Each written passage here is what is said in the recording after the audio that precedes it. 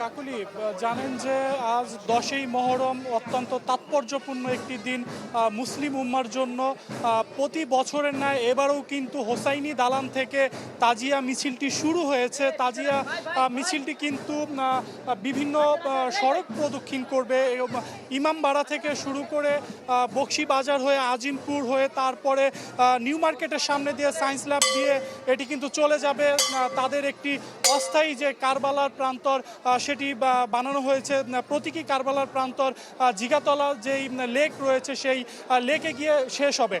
আমি যদি একটু বলি যে অত্যন্ত তাৎপর্যপূর্ণ, আমি আগেই বলেছি, কারণ এই দিনটিতে মহানবী হজরত মোহাম্মদ সাল্লাল্লাহু আলাইহি সাল্লামের দৌহিত্র ইমাম হোসাইন রাদিয়াল্লাহু তাআলা আনহু কিন্তু কারবালার প্রান্তরে শহীদ হয়েছিল তার 72 জন সৈন্য নিয়ে।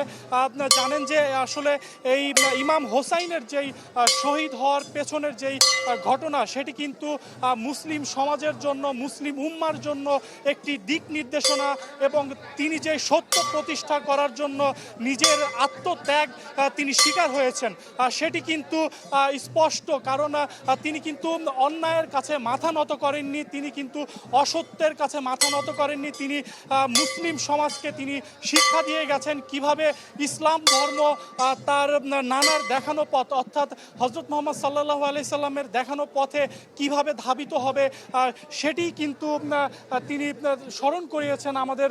এবং এই তাজিয়া মিছিলটি কিন্তু তাজিয়া মিছিলের যিনি সমন্বয়ক তিনি কিন্তু যেটি বলছে যে আসলে এই তাজিয়া মিছিলের অন্যতম লক্ষ্য হচ্ছে যে সেই মহানবী হজরত মোহাম্মদ সাল্লাল্লাহু আলাইহি সাল্লাম এবং ইমাম হোসাইনের দেখানো যে পথ সেই পথটি দেখানো এবং সুগম করার জন্যই কিন্তু এই তাজিয়া মিছিলের অন্যতম কারণ।